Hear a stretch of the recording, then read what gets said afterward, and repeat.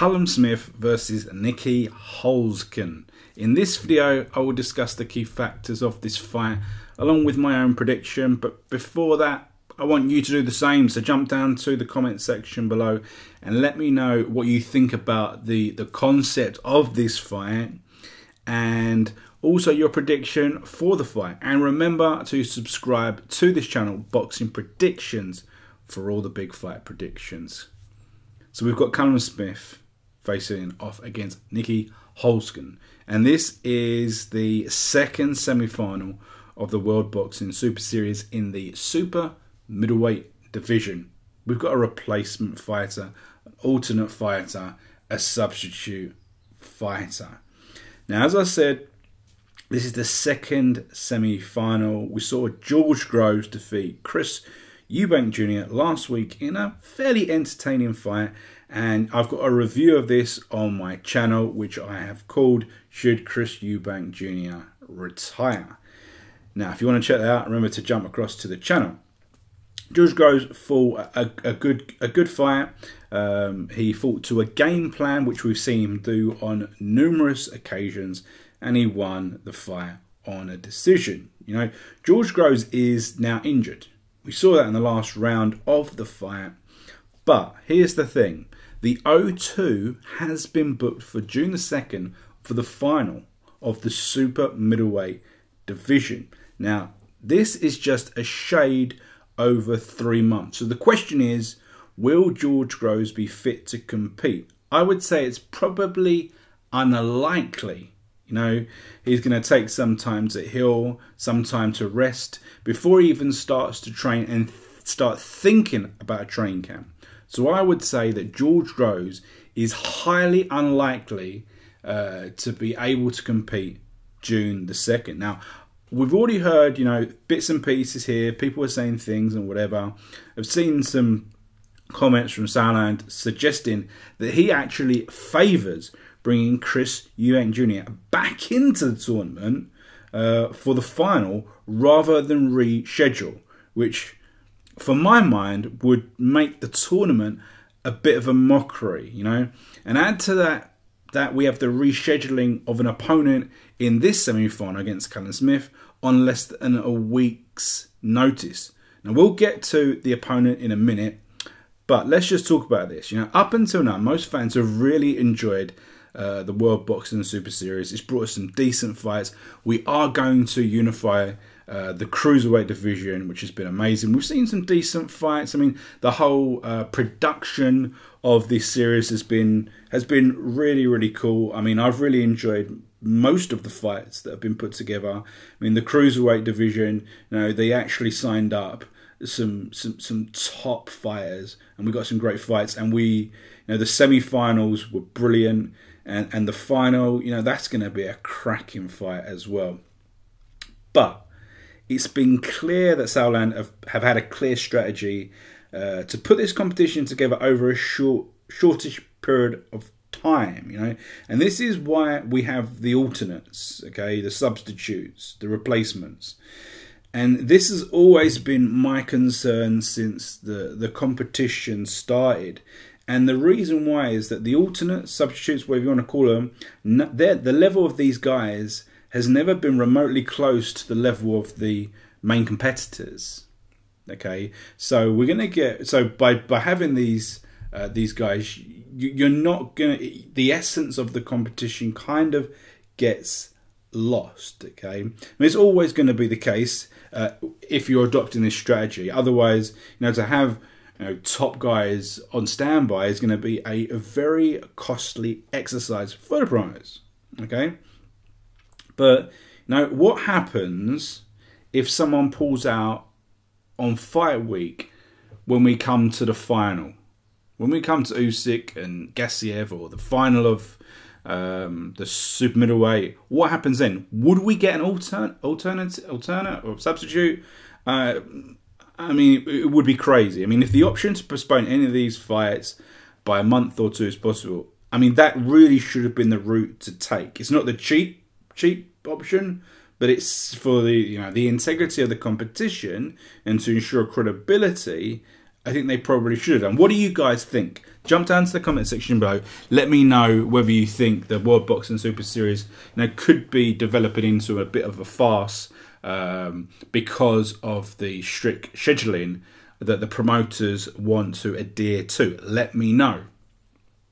So, previously we had Smith taking on the experienced and tricky German Jürgen Browne. Now, I had a video on my channel which you can check out if you want to, even though the fight is no longer happening. And I actually predicted Browne to win that one. I was one of the few guys out there that stuck his neck out on the line and decided to opt for Jürgen Browne. I think most people, they were totally overlooking Browne and or overhyping Callum Smith. Now, Browne, very skilled operator. He dominated a lot of his opposition, multiple world title fights.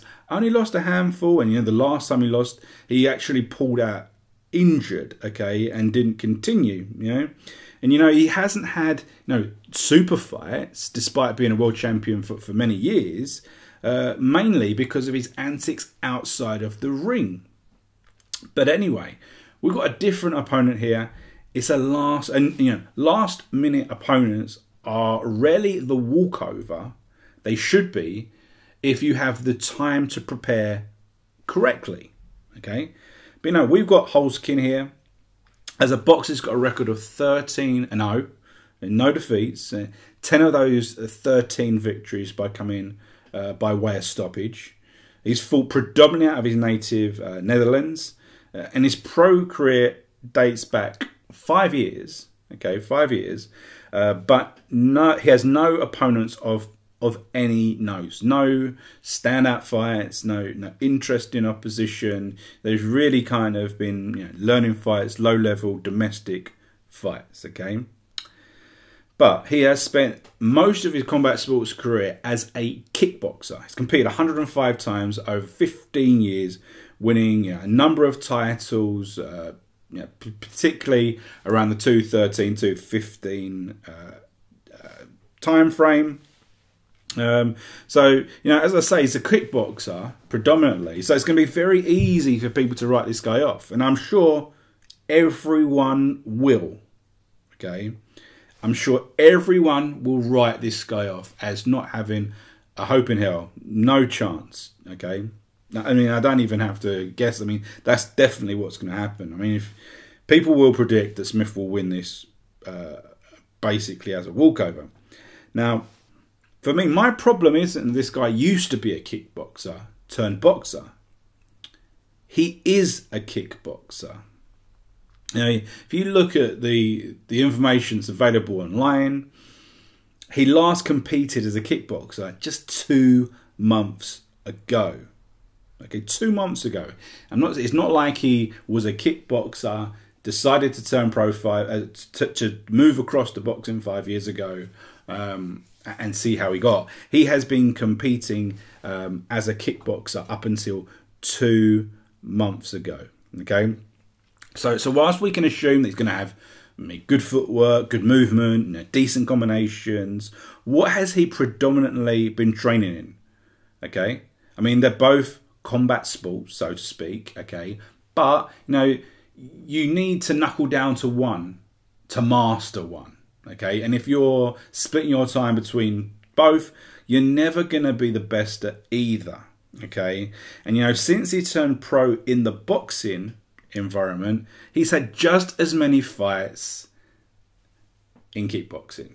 Okay, so he's obviously not taken either seriously, and in his kickboxing career he's actually lost his last 3 fights. So maybe he's decided that he's going to become more serious in boxing because of his decline in kickboxing. And maybe that's why he decided to put himself forward. He got selected as an alternate for this competition. Okay, I honestly think it's a shame that we have this fight.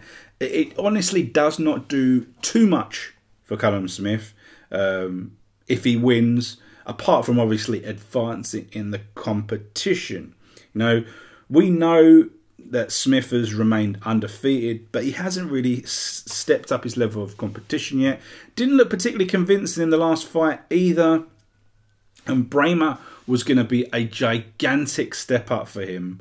And he would have learned a lot from that fight. He would have learned a lot from that fight, win or lose, okay? Now, in all probability, we have to expect that Smith will win and advance. He'll probably win by stoppage.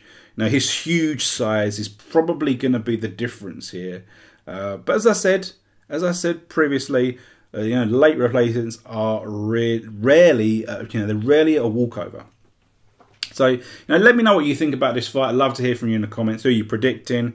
How do you see this going? Are you that familiar with Holzken? Let me know.